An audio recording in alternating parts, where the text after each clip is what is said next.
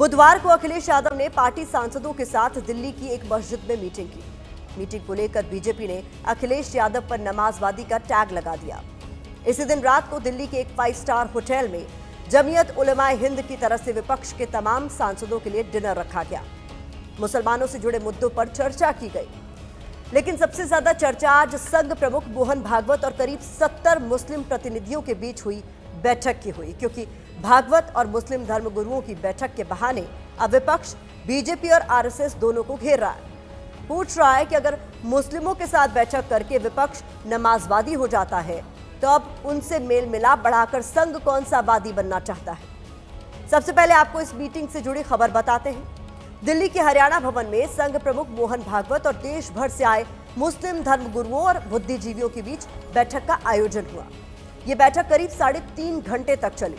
मुस्लिम प्रतिनिधियों का नेतृत्व अखिल भारतीय इमाम संगठन के प्रमुख डॉक्टर इमाम उमर अहमद इलियासी ने किया। इस बैठक का मकसद क्या था, अब वो भी जान लीजिए।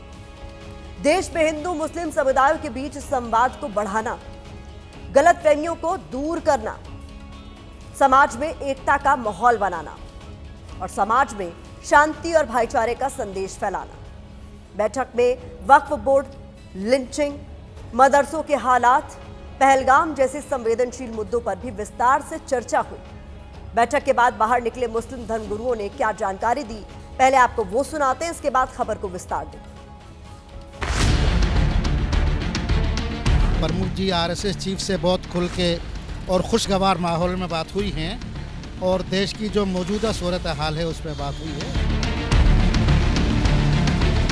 ऊपर वाले को मंजूर था तो आज 100 साल के बाद ये मीटिंग हुई और इस तरह से मीटिंग हुई और ये भी तय हो गया कि ये मीटिंग आगे होती रहेंगी।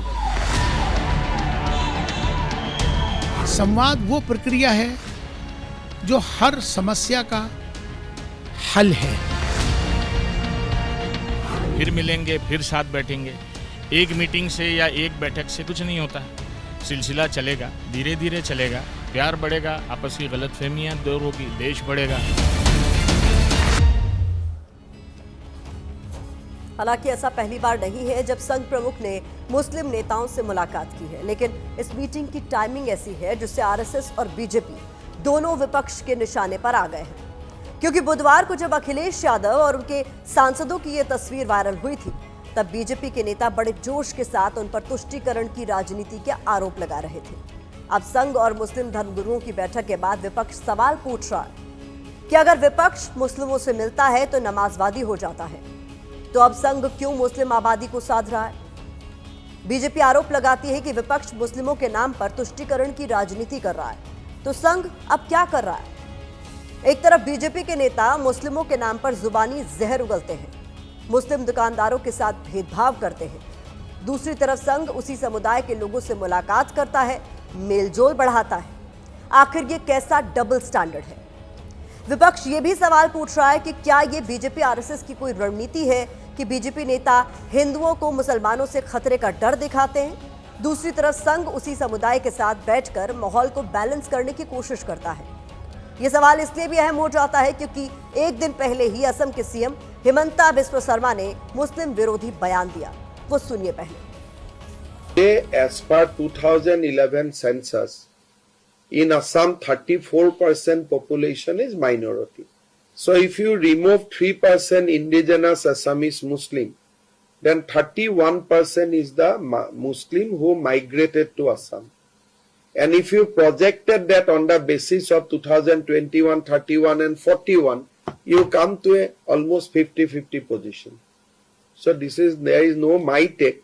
I am just stating you what is the statistical census report.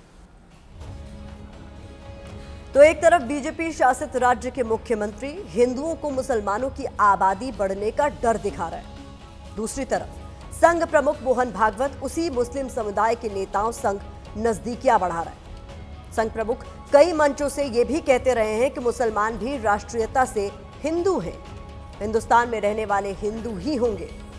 अब सवाल यहां यह है कि क्या संघ का मकसद सिर्फ मुसलमानों से करीबी बढ़ाना है या इस मीटिंग के जरिए संघ बीजेपी की चुनावी मदद करने के मिशन में जुटा है। राजनीति के जानकारों की माने तो इसके केंद्र में अक्टूबर नवंबर में होने वाले बिहार के विधानसभा के चुनाव हैं। अगले साल 2026 में होने वाले बंगाल और असम के विधानसभा चुनाव हैं। इसके अलावा 2027 में यूपी विधानसभा चुनाव को देखते हुए भी संघ मुस्लिमों पर फोकस बढ़ा रहा है। यहां बिहार, बंगाल और असम की उन सीटों का जिक्र करना बेहद जरूरी है जिन पर मुस्लिमों की आबादी अधिक है। तो आपको बता दें कि बिहार में ऐसी 54 सीटें हैं। बंगाल में कुल 294 में से 119 सीटें ऐसी हैं जिन पर मुस्लिम आबादी 20% से ज्यादा है। इसके अलावा असम की 33 सीटों पर मुस्लिमों का दबदबा माना जाता है। अगर बिहार के चुनावी नतीजे देखें तो 2020 के विधानसभा चुनाव में इन 54 सीटों में से बीजेपी ने 22 सीटें जीती, जेडीयू ने 5 और 2 सीटें उस वक्त एनडीए अलायंस का हिस्सा रहे वीआईपी के खाते में गई। दूसरी तरफ आरजेडी कांग्रेस वाले महागठबंधन ने 20 सीटें जीती। माना जाता है कि वक्फ संशोधन कानून को लेकर मोदी सरकार और बीजेपी के खिलाफ मुस्लिमों के बीच नाराजगी है। ऐसे में संघ की कोशिश को डैमेज कंट्रोल की तरह देखा जा रहा है। संघ जानता है कि देश की सियासत को लंबे वक्त तक साधने के लिए हार्ड हिंदुत्व वाली विचारधारा से आगे बढ़ना जरूरी है। यानी मुस्लिमों को साधना उनके लिए जरूरी भी है और मजबूरी भी।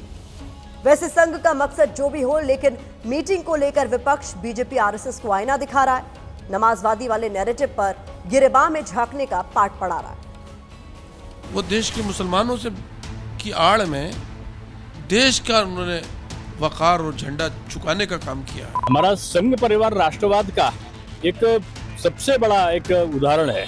हिंदुस्तान में रहकर राष्ट्र हित चिंतन की बात करता है, तो सब हमारा है। कोई मुसलमान के नाम के ऊपर अर्जी फर्जी संगठन बना करके कोई आपको बताने लगे तो वो कोई मुसलमानों का रिप्रेजेंटेशन थोड़ा ही हो गया है। प्रधानमंत्री जी घूम घूम के विदेशों में मस्जिद में जाएं तो विकासवादी हो जाएं, मोहन भागवत साहब मिले तो विकासवादी हो जाए, कोई और जाए तो नमाजवादी हो जाए। ये इनके दोहरे चरित्र, दोहरे संस्कार, दोहरी भाषा तो मुहापन को दिखाता है। वार्ताएं जारी रहनी चाहिए। वार्ताओं से कई समस्याओं के भी हल निकलते हैं और समस्याओं को हल नहीं निकलते हैं तो कन्फ्यूजन बहुत दूर होता है। सिर्फ मुलाकात ही नहीं बल्कि मुसलमान भाइयों के ऊपर जो भारतीय जनता पार्टी की सरकार में अत्याचार हो रहा है, उन्हें दोयम दर्जे का नागरिक बनाने की साजिश हो रही है। और इस पर भी मुझे लगता है अगर कुछ सरकार को कहेंगे संघ प्रमुख तो अच्छा होगा।